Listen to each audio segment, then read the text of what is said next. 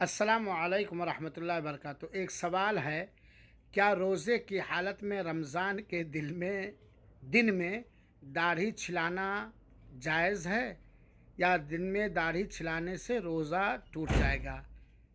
میرے مسلمان بھائیوں، روزہ کے ٹوٹنے کا اتنا ڈر لگا ہوا ہے کہ آپ مسئلہ پوچھ رہے ہیں کہ رمضان کے دل میں داڑھی چھلا لیں گے تو روزہ ٹوٹ تو نہیں جائے گا، اور اس بات کا ڈر نہیں ہے کہ آپ کے اللہ نے، آپ کے رسول پاک صلی اللہ علیہ وسلم نے آپ کو باقاعدہ داڑھی رکھنے اور بڑھانے کا حکم دیا ہے، مونچھ کو چھوٹی رکھنے کا حکم دیا ہے۔